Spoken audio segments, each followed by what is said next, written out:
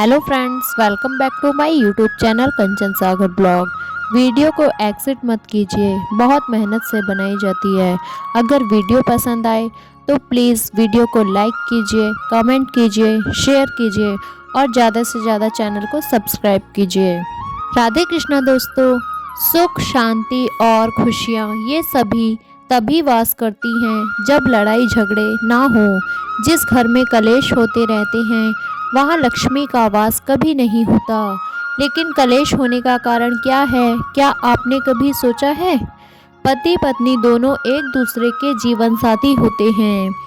जब एक स्त्री और पुरुष का विवाह होता है तो दोनों जन्म जन्म के लिए एक बंधन में बंध जाते हैं। दोनों के बीच का अटूट प्रेम उन्हें जीवन भर एक दूसरे से बांधे रखता है।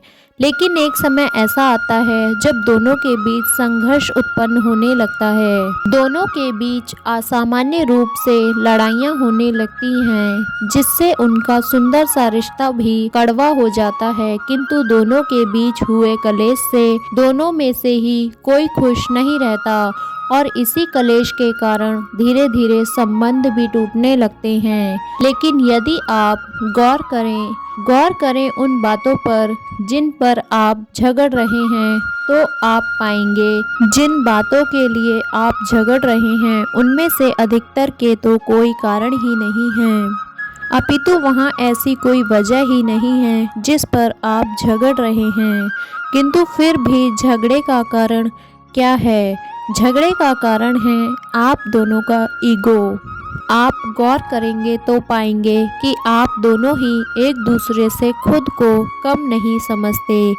एक कुछ बोल देता है तो दूसरे का ईगो तुरंत हर्ट हो जाता है और फिर दूसरा कैसे चुप रहे वो भी शुरू हो जाता है। तो अब क्या करें? आप दोनों एक दूसरे के जन्मों के साथी हैं, इसलिए परमात्मा ने आपको मिलाया। अपने रिश्ते को प्रेम से रखना ये भी आप दोनों की ही जिम्मेदारी है। इसलिए जब भी पहला किसी बात पर आपसे नाराज हो रहा हो, चाहे उसमें आपको गलती हो या ना हो, आप अपने ईगो को दरकिनार कर मौन रहें। याद रखें कि महाभारत में भी श्री कृष्ण ने अर्जुन को गीता उपदेश देने से पहले उनकी सारी बातें एक अच्छे श्रोता बनकर सुनी थीं। अर्जुन की पूरी बातें सुनने के पश्चात ही श्री कृष्ण ने उनकी सभी समस्याओं को समझकर उन्हें गीता उपदेश दिया था। आप भी श्री कृष्ण की ही तरह एक अच्छे श्रोता बने, अपने साथी की पूरी बातों को सुने। जब वे शांत हो जाएं, तब आप इस विषय पर उनसे चर्चा करें। यदि आपकी गलती है तो आप उन्हें समझाते हुए उनसे माफ़ी मांग लें। आप पाएंगे कि उन्होंने आपको बड़ी ही आसानी से माफ़ कर दिया। यदि आपकी गलती ना भी हो तब भी आप उन्हें शांत होने दें और उसके बाद उनसे बात करें। तब वे आपको भी समझेंगे और यह भी मानेंगे कि यहाँ आपकी कोई गलती थी ही नहीं। अब आपके मन में एक प्रश्न जरूर उठता होगा कि मैं ही हमेशा क्यों चुप रहूं?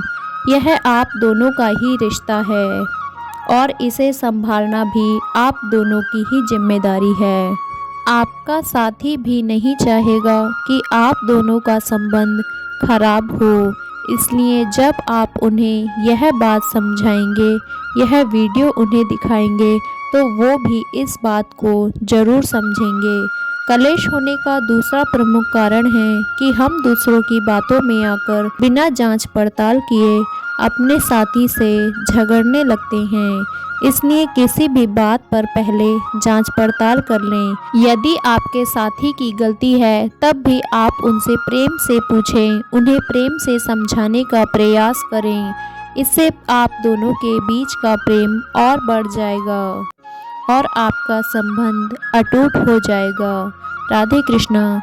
ये छोटा सा वीडियो आप सबको कैसा लगा हमें कमेंट करके ज़रूर बताइए और वीडियो अच्छा लगा हो तो प्लीज़ लाइक, शेयर और चैनल को ज़रूर सब्सक्राइब कीजिए।